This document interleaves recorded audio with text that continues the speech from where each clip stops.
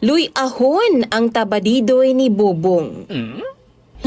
Maayong hapon kanimo DJ Sam, ingon man sa imuhang libuan ka mga viewers o followers. Tawagan na lang ko sa pangalang Jessica. 26 anyos ko DJ Sam og minyuonon ako ngadto sa ako ang boyfriend nga tawagon na lang nato sa pangalang Bobong. Siya gyud ang akong problema karon.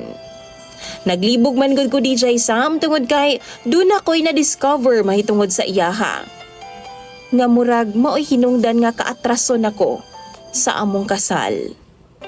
Kani manggod akong uyab, si Bobong DJ Sam, buutan kaayo ni. 37 anyos na ni siya. Ganahan kayo nga ako mga ginikanan kay kababata man ni sa akong kuya DJ Sam. Abi sa mga tao nga, wa lang jud ni naminyo si Bobong, kay tungod dili lagi daw kaingon. Ginasungo gani ni sa among lugar nga gilihian lagi daw nangka, kay gatagok lang daw ang simod DJ Sam. Gapilit daw og dili gyud daw makapanguyab. DJ Sam, madili man pud pangit si Bobong. Sakto lang gud, dili pud siya ingon anak kagwapo. Apan dihang nanguyab siya sa ako, gisugot gyud dayon nako siya. Kaila naman ko niya. Nahigugma pud ko sa iyaha DJ Sam. Ug wa pay buwan, namalay na dayon sila sa ako DJ Sam uban ang iyang mga ginikanan. Nakuratan pagani ko pero nagasinabot naman dai sila sa ako ang mga ginikanan pod. Human sa pamalay DJ Sam, giagda ko ni Bobong na mamutong lagi daw mi dito sa ilang bukid. Niuban pod ko kay hindi man siya laing tao para nako. Pamanhunon na bayan ako siya DJ Sam. Tuod man namutong gyud ming duha. Nanguha pod mi kay nito og nangka ingon man piniya DJ Sam. Nabusog jud kaayo ko.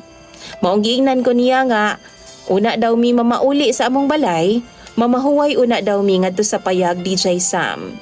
Kapoy pud baya og baktas. Mga 30 minutos po DJ Sam. Tuod man nanulod mi sa payag og nanghigda mi ni Bobong. Apan wa may pahuway nga nahitabo. Kay mura naman hinuon og nagamo ang akong lawas DJ Sam sa kakiriwan sa kamot ni Bobong. Sig panghilam. Tungod kay fiancé naman ako siya, wa na lang pud ko mipalag. Kay kaslunon na lagi ming duha DJ Sam.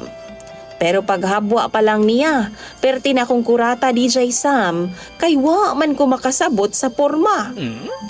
Mura man og pintik bitaw DJ Sam nga paway ang shape. O pa-V ba na, naglibog yun ko. Murag luy DJ Sam nga nagsanga. Ana pa siya daw bahala DJ Sam, kaya lagi daw nako to. Dili na ko first time tungod kay nakaduha na pud ko kauyab DJ Sam. Ug duna na pud ko'y karanasan na sa ilaha. Pero haskag yung sakita. Nagsangag yung DJ Sam.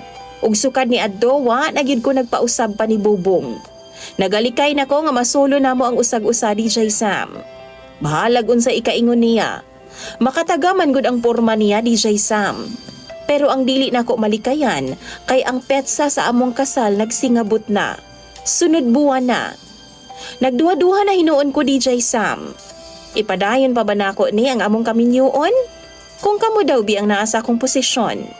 Go pa ba mo bisan ani ang kahimtang? Naghuna-huna pa lang ko haska nagyong sakita DJ Sam. Nagngilo na gyud ko. Kausar gani ito ha unsa ka og iyahan akong birahan pirmi.